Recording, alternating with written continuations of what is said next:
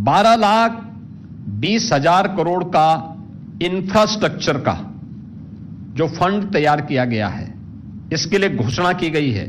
स्वाभाविक रूप से इसमें इंफ्रास्ट्रक्चर विकास का है, कनेक्टिविटी का है और भी अन्य सेक्टर को आगे बढ़ाने का, जिनमें 7 रेलवे के नए कॉरिडोर, दिल्ली वाराणसी, वाराणसी सिलीगुड़ी, ये 2 यूपी को प्राप्त हुए हैं। इन 2 नए रेलवे कॉरिडोर का लाभ यूपी की बेहतरीन रेल इंफ्रास्ट्रक्चर को, eastern and western freight corridor, ये दोनों यूपी से होकर के जा रहे हैं, जिसमें हमारा लॉजिस्टिक का सबसे बड़ा हब यूपी के अंदर तैयार हो रहा है। इसका लाभ यूपी को प्राप्त होगा। 20 वाटरवे, जिनमें यूपी के अंदर देश का पहला वाटरवे, इनलैंड वाटरवे वाराणसी से हल्दिया के बीच में प्रारंभ हो चुका है। हमने वाराणसी, प्रयागराज और इसको यमुना जी में भी आगे बढ़ाने के लिए अपने प्रस्ताव तैयार किए हैं। अयोध्या से हल्दिया के बीच में वाटरवे को संचालित करने का प्रस्ताव, ऐसे ही राप्ती नदी, गोमती नदी, इन सब में भी ये संभावनाएं, और मेरा मानना है कि इन वाटरवे का उपयोग हम यहां पर भी कर पाएंगे।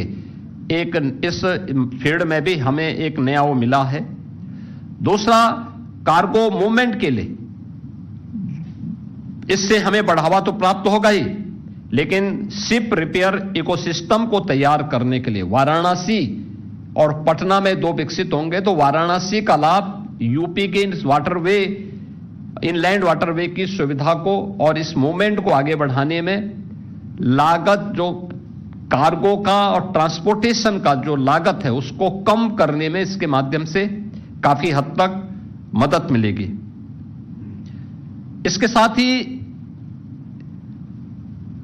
जो 7 नए हाई स्पीड रेल कॉरिडोर घोषित हुए हैं, इसके दोनों, इसमें से 2 जो मैंने पहले भी कहा यूपी के अंदर प्राप्त हुए हैं। यूपी को इसके माध्यम से हाई स्पीड रेल कॉरिडोर पर, जिसमें 300 से लेकर 500 किलोमीटर पर आवर रेलवे की स्पीड होगी, इस स्पीड को यूपी में इसका लाभ होगा। इसके अलावा बायो फार्मा सेक्टर में जो यूपी की नई संभावना है, हम सब जानते हैं कि यूपी इस दिशा में नए सिरे से काम प्रारंभ किया है। अभी कल ही यूपी में हमारी फार्मा की एक कॉन्क्लेव भी है, यानी हम इसमें पहले से काम कर रहे हैं। ललितपुर में हम लोग लगभग 1200 एकड़ क्षेत्रफल में एक नया, वहां पे हम लोग बल्क ड्रग पार्क के निर्माण की कार्रवाई को आगे बढ़ाए हैं।